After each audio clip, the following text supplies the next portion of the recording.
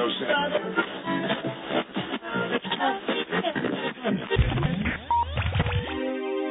to Thrift Store Chats. I'm your host, Joe. On today's show, we're going to chat with Brock from the Orange Elephant.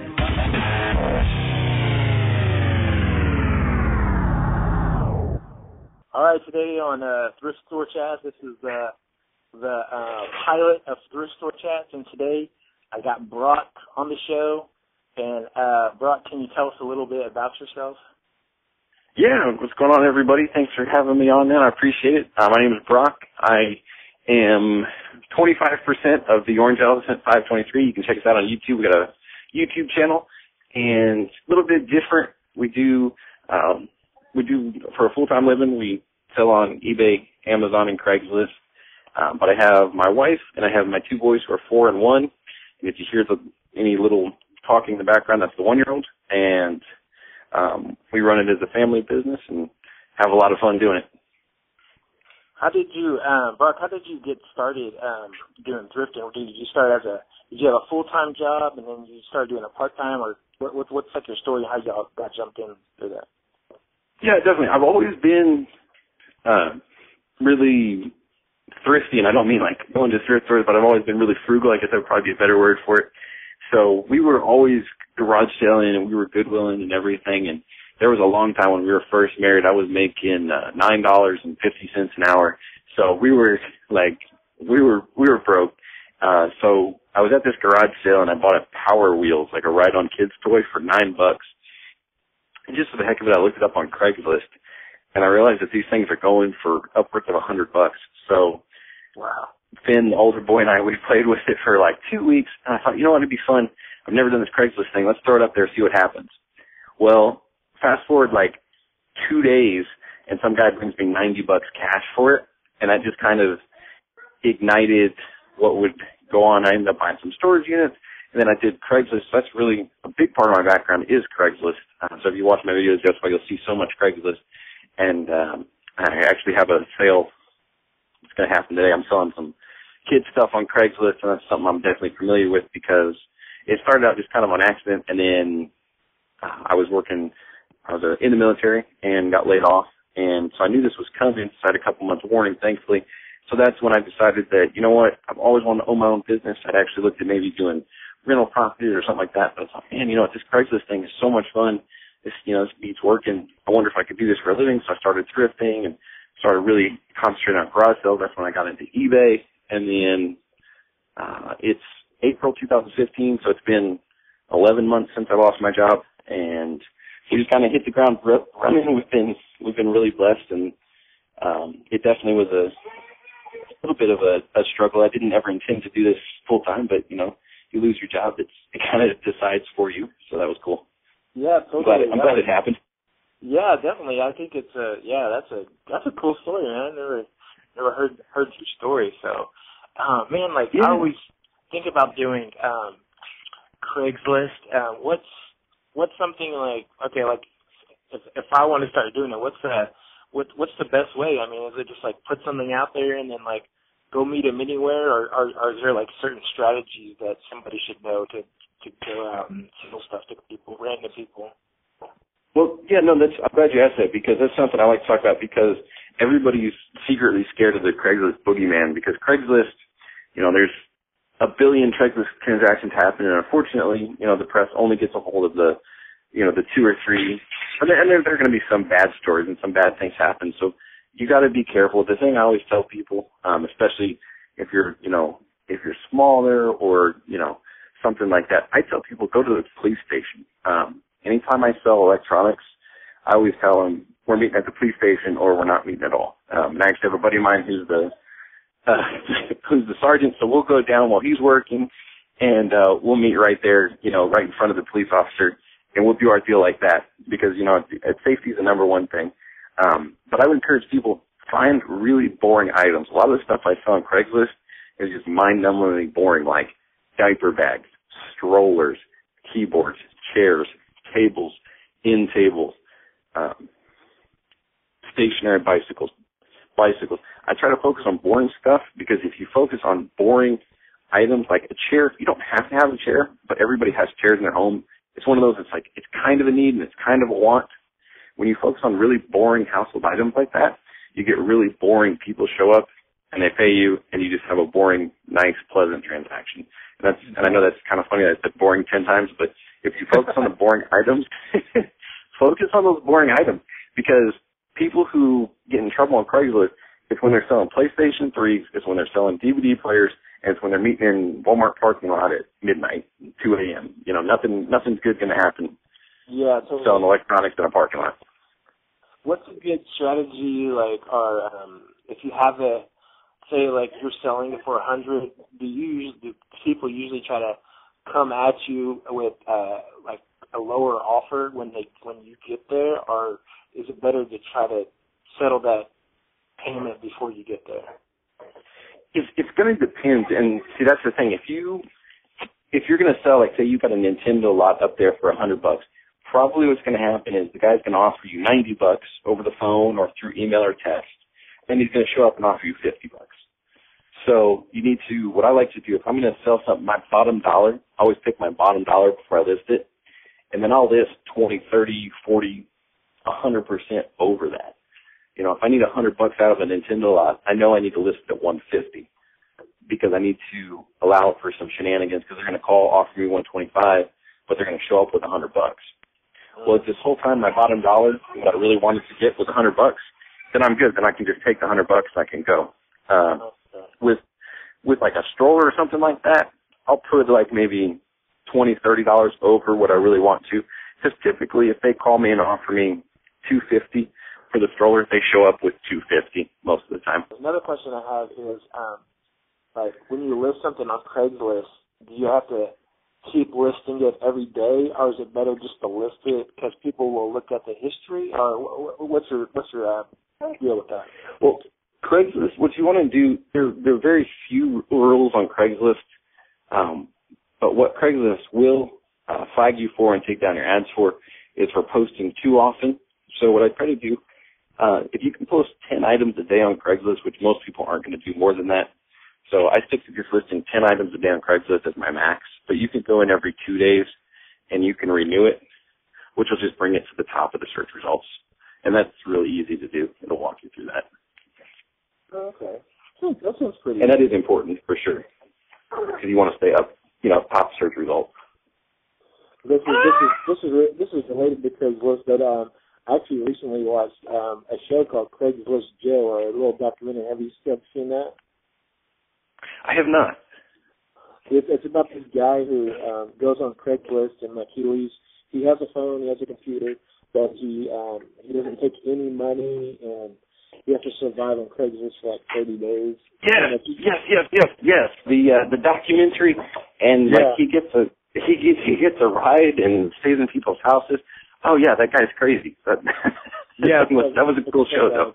Yeah, Craigslist Joe, so anybody out there, they get a chance. It's on Hulu, it's on Netflix. It's a pretty good show. So, what items do you like to sell on eBay? What's your favorite thing to do on eBay? eBay, we do a ton with the video games, and that's kind of been a staple. And the other thing, we do a lot of sporting goods. I live in Austin, Texas, so and I know we were talking about this a little bit right before we went on the air, and you got to sell what your local market is willing to sell. Because when we were in the military, we had a lot of military families, so we got a lot of cool stuff from Germany. We got a lot of Western wear because we're up in North Texas. A lot of cool pearl snaps, that sort of thing. Down here in Austin, it's a lot of bicycles. It's a lot of, outdoorsy stuff and sporting goods, video games. So that's what we find, so that's what we sell. But video games are definitely probably my favorite thing to sell just because they're so easy and quick. And on eBay, do you like to, how do you like to sell? Do you like to do auctions, or do you like to do just buy it now? For the best offer, or what do you like to do? Every single one of my items is currently listed at buy it now, good till canceled. I'm a big believer in the buy it now, and I'm a big believer in good till canceled. Now, what I will do, and I know that you're gonna get comments, people saying that if you do the good till canceled, it's gonna drive you down in the search results. I do think that's true, but the reason that is if you stop listing, one thing I do, I list something 6 days a week, Monday through Saturday, and that, I believe, is what keeps you up in the search results and you'll continue to sell. But I like to get to canceled because I don't have to do anything.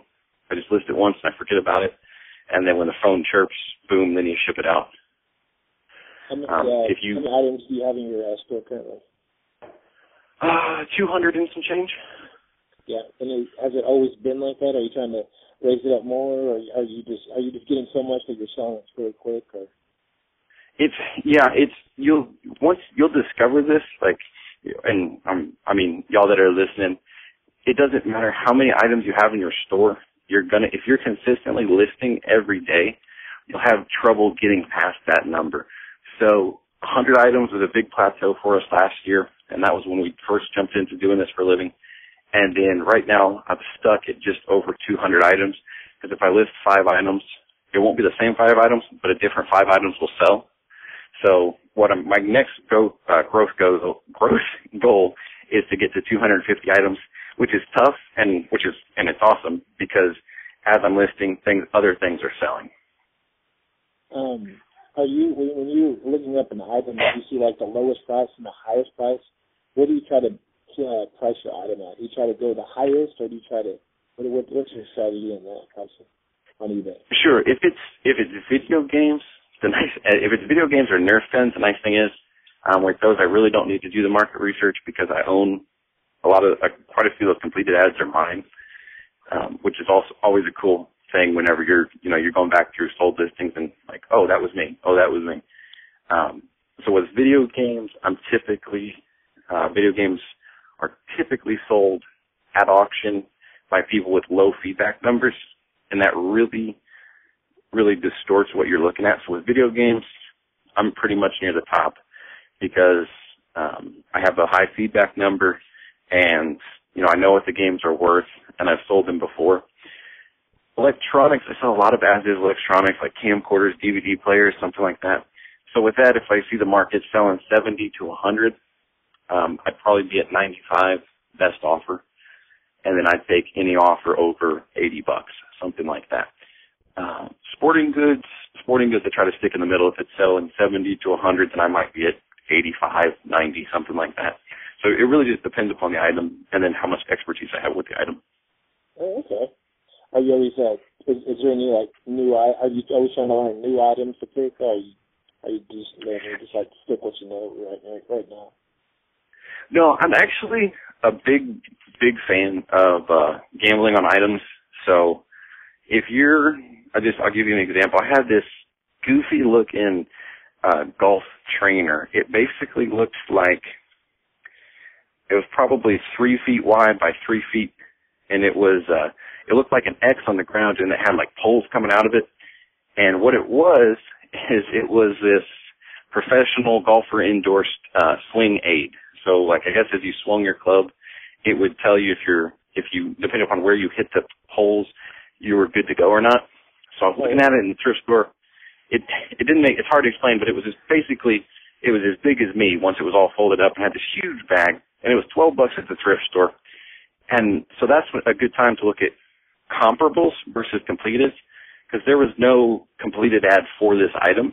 But as you're going through and you're looking at golf trainers, I'm seeing all these golf trainers selling at, $75, $80, $100. I was like, man, this is $12. Yeah, I'm going to swing, because then I was looking, I don't see this specific item, but I see a lot of items like this.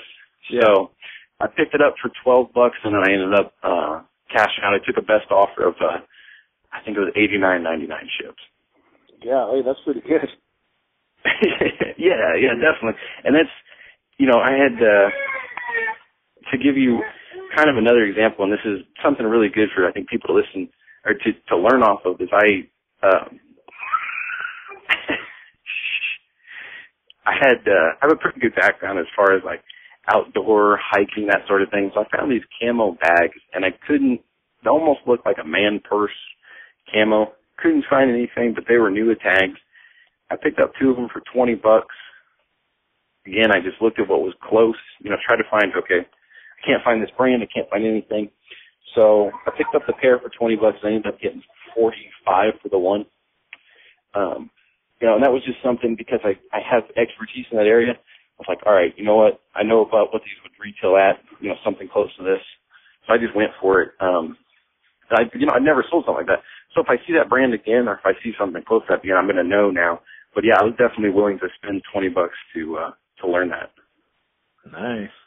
Do you also do Amazon FBA? I do. Yes. All FBA. I've got 121 listings, I think, and they're almost all video games. Oh wow. What do you try to where do you usually source your stuff from? I mean, do you go to like big box? I mean, do you go to like major stores or GameStops or garage sales, or where are these mainly stuff? Most of my success with video games is to find a big box of Super Nintendo cartridges at a garage sale. That's something I try to get in cheap because either people absolutely 100% love their video games or they just don't care. So I'm waiting for that person who just doesn't care about their video games. Boom, sweep in, get a big lot of video games. But yeah, garage sales. Occasionally I'll find video games at thrift stores. Not very common here. And then I'll hit up. Now what I will do, I'll hit pawn shops and I'll hit up GameStop every once in a while. Like if they're running some crazy clearance or something like that. What's a good idea? Like, well, if you want to, like, if I wanted to sell video games, I mean, I find like Sega Genesis or Nintendo. I mean, I have a Nintendo personally, but what if you don't have the other game system? How do you is it better to get the game systems first, or do you have all the game systems, or how do you test them out, and how do you clean them, or what do you do? Sure, that's a really good question, because what I would tell you to do is if you get you're going to need the systems eventually. There's no way around that because you need to know that these things are working. Now I sell original Nintendo games untested because they do have a pretty high failure rate. So I just don't test them at all. So I'll just throw a big lot up on eBay, and I'll just say untested as is, and boom, some guy will sell. So when you're going to do that, you kind of want to. It's called salt in the lot. I'll find like 3-4 games that are worth $15-20 on their own, and then I'll add 5 or 10 games that aren't worth anything. Yeah. And then try to get $50-60 for it. So what you're doing, it's like, okay, if I could prove these 3 rare games were working, they'd be worth $50. So I'm going to throw all these extra common games in. I'm going to give you the whole thing for $50. So you're actually making the same amount of money, but you don't have to promise that the Nintendo games work. But yeah, the best thing to do, if you get an Xbox 360, you can check original Xbox and Xbox 360. If you get a Nintendo Wii, you can check Wii games and GameCube. And then you can get, it's called a Retron. Some of them work okay, some of them don't work very well. But they do make systems that will test where you can play original Nintendo, Super Nintendo, Nintendo 64, and Sega Genesis all in the one system. Oh, wow. So that's pretty cool. Yeah, that is really cool. What's that system called again? The Retron 3 and the Retron 5. Now, those things you're talking anywhere from like $60 to $150. They're super expensive, but they are nice because you just have the one system that you need to get. Dang, that's pretty good. Definitely, yeah. Now, all my systems are all garage sales. Just slowly as I was buying lots, I was like, okay, you know what? So I ended up getting them. I bought a lot for $20 or $40 or $50 or whatever. And then once I sold all the games, then I was able to keep the system for free. That's how I was able to get into the video games and test all those. When you're at garage selling, how do they usually what's your experience of how a game's priced? Are they usually priced by lots? Or are they just in a box individually? And how do you negotiate? Do you go just say, hey, I want to buy the whole box, or individually? Sure. Or what do you want to do? What's your usually thing? They're typically not going to price them, or they're priced at 20% over Amazon. It's kind of funny. But if you run into the one where it's, you get a big collection where nothing has been marked, nothing has been priced, then you want to just go, hey, how much for everything? And they'll hem and haw. Typically, I want to buy video games at $2 to $5. That's where I'm normally looking to source video games. Consoles, I'm looking to spend about $15. Controllers, I'm looking to spend $2 to $5, depending upon the what system we're talking about. And I have those set numbers, and sometimes it's nice just to let people know, hey, normally, you know, this system I spend $3 a game. Yeah, if I bought everything, I think we could do $25, you know, something like that. But typically, the easiest way, because you got to remember, like, Nintendo is this crazy following, and it's awesome. Because, I mean, I don't know about you, but I grew up playing Nintendo a ton, so I have a lot of good memories. I have two brothers, so we have a lot of good memories playing Nintendo. So it's tough for people to let them go sometimes. So sometimes it's nice, you know, hey, how much you want for the whole lot? Oh, I don't know. Well, just, you know, give me a ballpark. And you can kind of soften it for them, because some people think that they should be selling these video games for 25 cents a piece, and some people think they should be selling them for $25 a piece, and you have no idea. So it's nice, you know, hey, well, just give me a ballpark, and you make it easy for them, because most people are not comfortable negotiating. You want to do everything you can to make it really comfortable for them, because that's what's going to get you the best money. But typically, that's what's nice. If you negotiate a lot, you get to the point where, you know, okay, you want $25 a game? Okay, listen, I normally pay about $3 a game. I know that's not what you're looking for, but, you know, if I bought everything, is that something you consider? And then you got to have some charisma if you're going to be garage selling. That's why I think everybody should garage sale, and everybody should safely use Craigslist, because it's going to teach you how to interact with people. And I think that's something missing when you don't do the face-to-face interactions. If all you're doing is scanning stuff and sending it to FBA, or, you know, looking it up at the thrift store and selling it on eBay, you don't learn how to interact with your customer, and I think that's a really important part. Yeah, totally. I'm actually, I grew up playing like Contra, and Tecmo Bowl, and yeah. Exactly. And it's funny you would say Tecmo Bowl, because I think it sells for like $1.99, but you're going to run into the times when it's like, oh, check it out. Here's this, you know, Castlevania 4. I picked that up this weekend. That's a $45 game. Oh, wow. You know, and they, on the Super Nintendo. But they'll want $1 for Castlevania, but they'll want $20 for Duck Hunt or Tecmo Bowl, because there's a good memory associated with it. So that's, you know, anytime you can, I'll just ask them, like, hey, you know, that seems pretty high. What's driving my price up? Oh, I just don't want to sell Tecmo Bowl.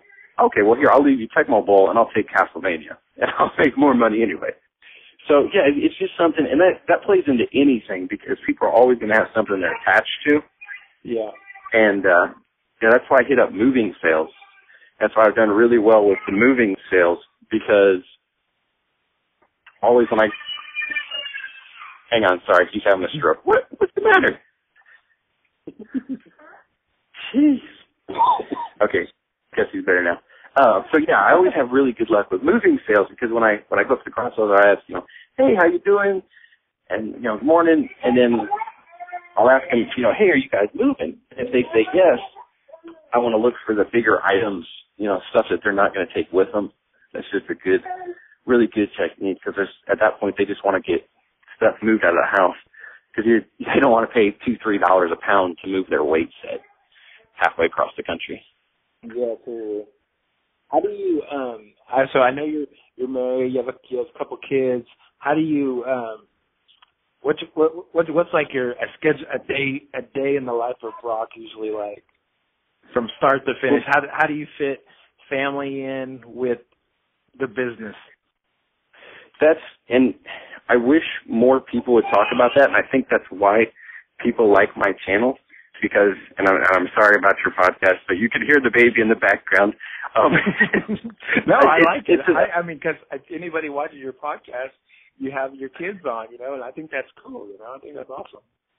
Well, I think it's so important, because, you know, as a Christian, as a husband, as a father, you know, those are my primary roles. I just happen to pay my rent selling on eBay and Craigslist and Amazon. So for me, what we've actually been testing these last couple of weeks is, because it is super tough, because we have a 2-car garage, which is shelved out, lots of shelving, and with it, we have, all the inventory out there, and then we have, We have a bedroom set up as an office. So it's very much, our boys my wife are very much involved in the business, and the business is going on around them. So what we've been doing is Wednesday, I go thrift all day. Saturday, I garage sale all day. But Monday through Thursday, I work from 10 p.m. till 2 a.m. and I list, and that's when I make my YouTube videos and I do my product research. But yeah, so what I do is, from 10 p.m. to 2 a.m., I do all my listing, all my researching, my pictures, that sort of thing. And then that's it. And during the day, I don't. That's the time I spend with my family. And then my wife's a preschool teacher 2 days a week. So I'm actually home with the baby right now. And, it allows me, because everybody's going to struggle with that balance because, okay, I really need to get these things listed, but I also need to spend some time with my boys. I need to spend some time with my wife. So for me, sacrificing that first 4 hours of sleeping is what did the trick for us. And we've been doing that for a couple weeks, and I'm always one, I keep my numbers private as far as what I sell, my dollar amounts that I sell, but yeah, I tell you what, it's been fantastic for sales, because it's tough because you're like, okay, I'm going to get started listing this. Dad, I need you to do something, or my wife's like, hey, I need you to watch the boys so I can make dinner, and you're getting pulled in all directions, and you end up getting nothing listed, and you end up getting nothing done. So by setting aside those 4 hours, oh my word, eBay loves it. eBay algorithm loves it because I've been listing solid, and consistently. And I can't prove this, but I list late at night, and then I also have sales late at night, which is kind of funny. Like, it's very consistent. My sales start coming in the afternoon now since I started doing that. It could just could just have happened, but that's been really, really, really a good plan for our family, is for me to work from 10 p.m. to 2 a.m. And it's just, it's awesome. So you start at 10 p.m. and finish at 2 a.m.? Okay.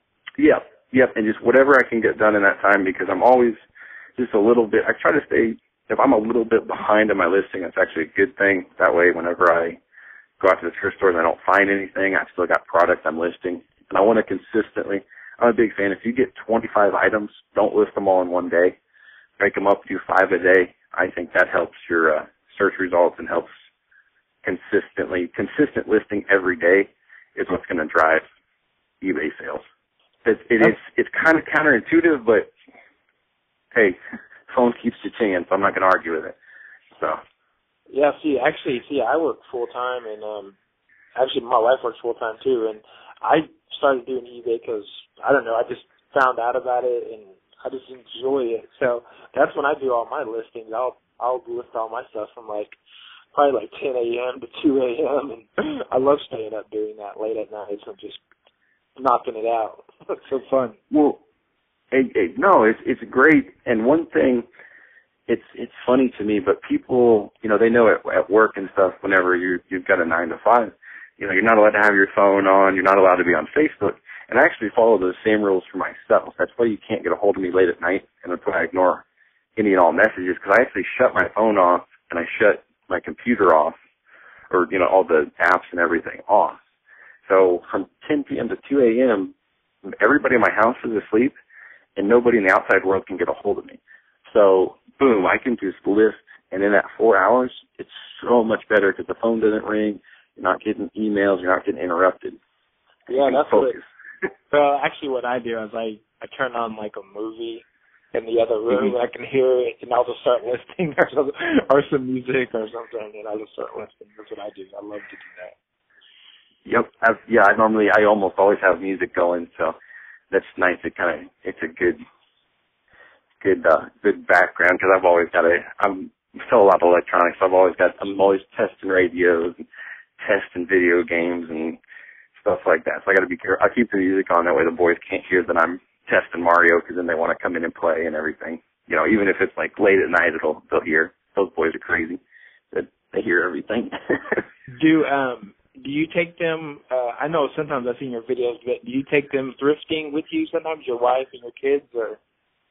Yeah, well, we do because we've always loved to thrift, and we've always, love to garage sale. So like Wednesday and Saturday, those are Orange Elephant, it's the name of our business. Those are Orange Elephant working days. So I just go out by myself so I can focus. And I mean, I'll hit like 12 thrift shops on, and pawn, between thrifts and pawns and pawn shops and places on Wednesday. So it's go. I don't take them. A lot of times what we'll do is we'll go out on Friday and we'll hit like 2-3 thrift stores and a couple garage sales, and we'll go do something fun, because that way it's more of a family outing and less like work. But my wife, I can't, for those of you guys that are married, man, take your wife with you thrifting, because if you notice, like kind of throughout this, I've talked about like, I sell littlest pet shops, I sell diaper bags, I sell all this stuff that has a connotation of being like girl stuff, and I make good money doing it because nobody else is touching it, because my wife will go out with me and be like, oh yeah, by the way, that's worth money. Oh yeah, that's worth money, because she's a woman. She knows all about this stuff. She's bought it. So yeah, totally. That's super important. And she's got a keen eye for stuff. So she's many times Abby will go out on Friday and find like, oh hey, look at this. This is a $75 coat for $5, and it's like, I would have walked past that. I had no idea. Yeah, totally. So, I mean, like, that's how kind of like when I started, my wife, she likes going thrifting too, so she's all about it. She's like, oh, you should check out these women's shoes. And I think one of the first pair of shoes I sold was some shoes she picked out, and they were Pradas. And I was like, cool. And she told me like all the brands of like women's brands to buy. And so now pretty much I would say like, all the, because I mainly sell shoes. Most of them I would say are women's shoes. So there's no shame in my game when I go to a thrift store, and like I could probably leave that store with like 20 women's shoes. No problem here.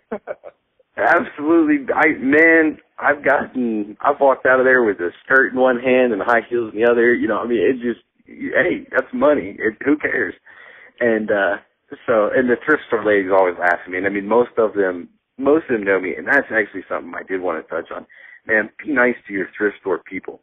When I go to the thrift stop and, something like, we have a lot of things in Austin where it's like, okay, this could be $5 or this could be $10 if it's not marked. If you're nice to those thrift shop people, guess what? It's a $5 item. And I've actually had them on more than one occasion. If the manager's on duty or something like that, it's, hey, how you doing? Hey, how you doing, Brock? Hey, you know what? $3 on that item. And boom, that's just, that's money in your pocket right there. But if you're a jerk to those thrift shop people, and it kills me when I see somebody, running a scanner or running eBay, and then they're mean to the thrift shop people. Because guess what?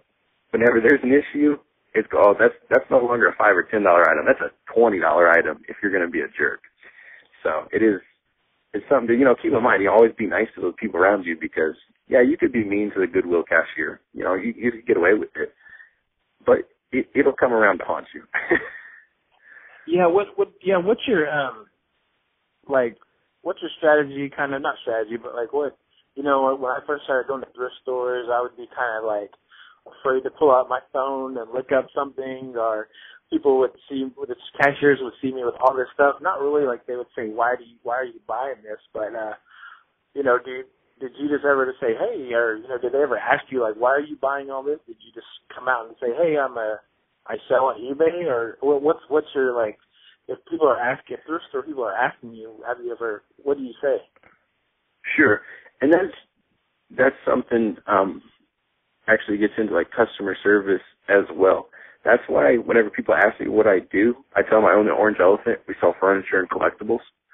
And then if they push, I'll explain, we do some on eBay, we do some on Amazon, we outsource to Amazon, and then we do some on Craigslist as well. And I also carry business cards that are Orange Elephant business cards, and they have my name and my phone number on it. And whenever you give somebody, when you bring a third element, when you bring a business name into it, it's so much easier for people just to absorb it and get past.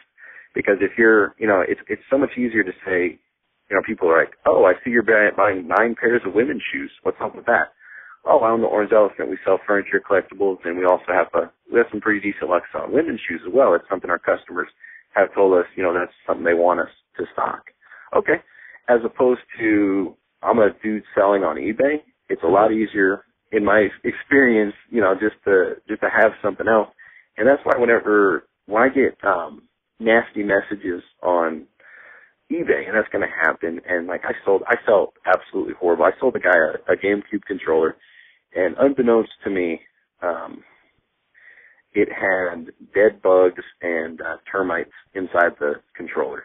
Oh my God. And it was super high feedback buyer, pristine feedback as a buyer, pristine feedback as a seller. You know, he very, very polite, very professional in his email, but he sent me this email, that really stern message, you know, hey dude, you have termites in your house. Why did you sell me this GameCube controller like this? And I have a tendency whenever I send my messages out, I'll do we. I'll talk in the plural. Yeah, so do I. Yeah, exactly. Exactly, and it's so much easier because if you call me, you know, if you're that guy and you're mad, you don't want it to be a one-on-one battle. It's nice when it's, hey, we apologize. And a lot of times, if I get an issue, the opening is we take full responsibility for our mistake. Mm-hmm. And that's what I did with this GameCube controller. I said, we take full responsibility for our mistake. And I switched, you know, I'm beyond sorry. We purchased a collection of video games from a local gentleman. We didn't know the background.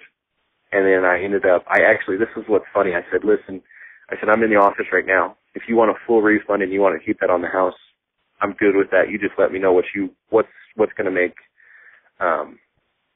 this right for you. And about 1 minute goes by and I get message from him, and he says, oh, okay. I thought this was yours. I didn't realize. He said, he wanted the one controller, the one piece of the controller was a little bit worn out, so I sent him a couple bucks so he could get a new piece. And the guy left me 5-star feedback, and all his feedback was about how great I was to work with and everything. Wow. It diffuses the situation when you introduce that we into it, or you know, with me introducing the orange elephant into it. But yeah, see, I know I kind of took a long route to answer your question, but the thrift store people know who I am. They know I own the orange elephant. So, tell me about orange elephant. I've been wanting to ask you, like, what is the orange elephant? Where did it come from? Why that name? Yes, absolutely. We wanted something completely and totally different. I wanted something, because even to this day, people are like, what's an orange elephant? That's always the first question. What's an orange elephant? So it's just perfect because it's completely different. It's something that sticks in your memory. And eventually, if we get into like owning a rental property or something like that, it'll still, you know, we could still have the orange elephant doing rental properties. We could have the orange elephant selling on eBay. But if we had done, you know, Brock Park's eBay store, LLC, it would have locked us in. So we wanted something that was just fun and different. And it was inspired by, we got a whole family of these elephant statues, and they were like good size. They're about the size of like a cat in real life. And we got like a whole family of them for nothing at a garage sale. So we spray painted them all up really cool, like pink and blue and orange. And as soon as we put them in our antique booth, they were gone. I mean, they were instant sell. But we had the orange one. We forgot to take it into the booth. So we're like, man, I really like this. Hey, we should keep this as our mascot, because we were looking for a business name. And then, boom, the orange elephant was born. So we actually still have it sitting in our living room, way up high. So that's our mascot. Nice. Hey, I know you said you used to own an antique booth. What would you say about people wanting to get started selling antique booths or getting an antique booth? Well, it's one of those things, like, if you've watched the Bonafide Hustler on YouTube, you know that he makes great money with his antique booth, because it's something with super high traffic volume, and it's in a nice area of town where people are willing to come drop that money. I've had a booth in an area where it's, you know, low income, but people were really wanting to spend money, and that was like something people in that town did. You know, they went to the antique mall for fun. When we moved to Austin, we got an antique mall in Round Rock. We weren't happy with it. The foot traffic was really, really poor. We didn't have a great booth, and the rent was really high. That's something to be careful about. I don't want to be invested in a business where I'm breaking even. And that was the problem with the antique booth when we moved to Austin, is it was like, oh, gee, we made barely any money after our overhead. So that's why we did a 6-month lease, and then at the end I said, we're done. and moved us out because it wasn't making us enough money. I could sell, I'd go buy a video game at a garage sale for $1 and sell it and make more money than the antique booth did that whole month. And that's something, it's fun to have an antique booth, but don't be so obsessed with needing one that you're doing it at the cost of money. Have you ever visited the Bonafide Hustler's antique booth? Yes, I've actually been there several times. He's got a cool booth, and he's in a good section of town where all the Austinites come, and we got a lot of hippies there that want he's got all that cool retro stuff. So he's got a pretty cool, roller skates and cowboy boots and shirts and pearl snaps and radios and all sorts of good stuff. Yeah, there's probably a lot of people, maybe hopefully, that will pick up and listen to this thrift store chats, and they probably heard of the Bonafide Hustler. So you met him because he lives in Austin. You live in Austin. How did that meet? Did you just run into him, or how did you ever find him? And no, ironically, what I did is I'd put it up on Facebook and here and there that I was moving to Austin. If I actually live like 10-15 minutes from him now. And so we were looking for an antique booth, and I walk around the corner and I thought, hey, wait a minute, I know this stuff. And I look over and I know this stuff too. And then I realized I'm in Bonafide's booth. So I took a picture of myself in the booth and I posted it up on social media. And he happened to see it, so he invites me out, and he messages me on Facebook and says, hey, I saw you're in Austin, you want to get a cup of coffee? And he took me out, and then he took me out thrifting a couple times and took me out garage selling a couple times, and then he's helped me out more than several times on like bike stuff and cowboy gear and different stuff. He's been super, super great about getting me introduced to Austin, like where to thrift, where not to thrift, and where to garage sell. He's definitely was nice having a mentor here. The guy's been really, really, really nice to me, and I really appreciate that for sure. Nice. Hey, if anybody wants to get a hold of you, can you say like your YouTube channel, your Facebook channel, or if they want to come thrifting with you in Austin, is that possible? Oh yeah, absolutely, yeah. I mean, hey, I'm the crazy Craigslist. I am the crazy Craigslist guy. I don't mind thrifting. I'll thrift with anybody. So yeah, you can hit me up. YouTube is the Orange Elephant 523. Facebook is the Orange Elephant 523. Twitter is OE523, and then Instagram is Orange Elephant 523. So pretty much if you do Orange Elephant anywhere on social media, well, that's me. So. All right, thanks, Brock. I appreciate having you on the Thrift Store Chat, the pilot episode, and I hope you enjoyed it. Yeah, absolutely, man. This is really fun. I like it, and I hope definitely. If y'all got any questions, definitely don't hesitate to message me. I always really appreciate that. I don't shy away from the fact that my business was able to get started, and I'm able to do this for a living because of the guys on YouTube and teaching me. So I definitely feel like I have a responsibility and a desire to pass that on to the next generation, because I definitely want to help people because definitely was helped out a lot as I was coming up. All right, man. All right, guys, that's it for the first pilot episode of Thrift Store Chats. Make sure you check back and hopefully to have more guests on and talk about thrifting. All right, y'all have a great day.